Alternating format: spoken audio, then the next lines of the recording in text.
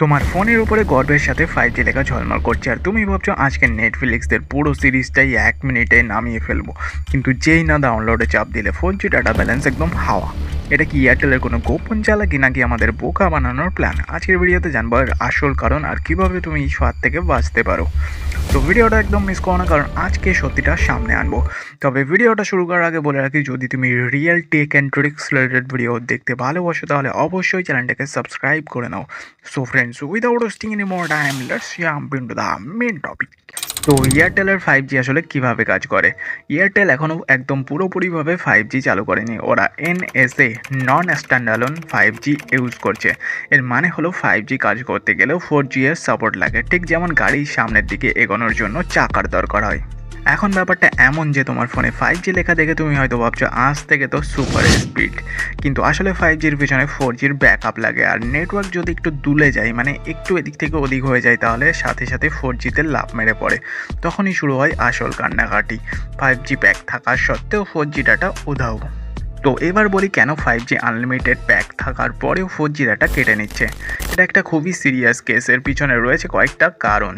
প্রথমত যে কারণটা রয়েছে, NSA 5G এর সীমাবদ্ধতা। যেহেতু পুরোপুরি স্ট্যান্ডঅ্যালোন 5G এখনও নেই, তাই 4Gর সাথে সংযোগ রেখেই চলতে হয়। আর সেই সুযোগেই এয়ারটেল তোমার 4G ডাটা টুক করে কেটে নিচ্ছে। এরপর আছে নেটওয়ার্ক সুইচিং সমস্যা। ধরো তুমি 5Gতে সিংহের মতো ঘুরে বেড়াচ্ছ, কিন্তু তোমার এলাকায় 5G এর টাওয়ার দুর্বল, ফলে ফোন নিজেই 4Gতে লাফ দিয়ে পড়ছে আর শুরু হচ্ছে তোমার লিমিটেড 4G ডাটার খতম লীলা।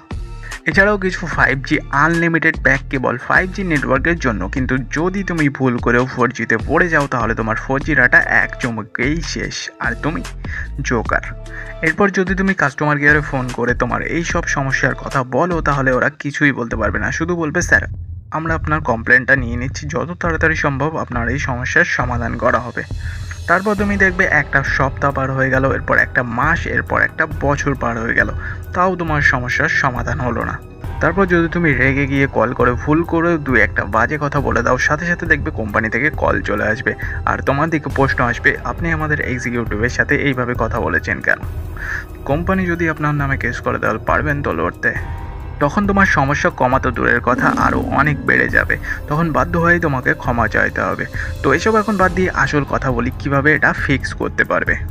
তো এই সমস্যার সমাধান খুবই সীমিত, কারণ সমস্যাটা অনেক বড়।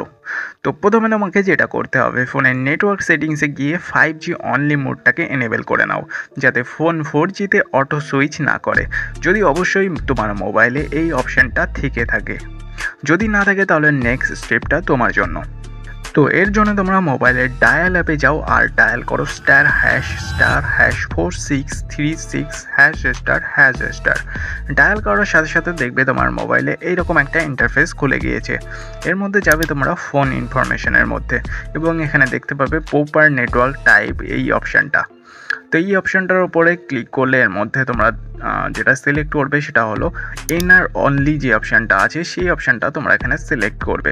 তো এটা সিলেক্ট করার পর যদি তোমার মোবাইলে টাওয়ার চলে আসে তাহলে আর চিন্তা নেই, 5G হাই স্পিড নেট তোমার জন্য রেডি। আর যদি না আসে তাহলে আবার অটোতে সেট করে নাও আর আমার মতো বারবার কাস্টমার কেয়ারে রিপোর্ট দাও। ব্যাস, এতে হয়তো কয়েক বছরের মধ্যে তোমার সমাধান মিলতে পারে। আর যদি এয়ারটেলের এই নাটক ভালো না লাগে তাহলে অন্য কোনো 5G সিম ট্রাই করে দেখতে পারো। আর অবশ্যই কমেন্ট করে জানাও তুমিও এই এয়ারটেলের সমস্যার শিকার কিনা। আর ভিডিওটাকে শেয়ার করে দাও তোমার সেই সব বন্ধুবান্ধবদের কাছে যারা এই ভাইরাসে আক্রান্ত। তো ভিডিওটা ভালো লাগলে ভিডিওতে একটা লাইক করতে ভুলো না। আর দেখা হচ্ছে নেক্সট ভিডিওতে। Thanks for watching.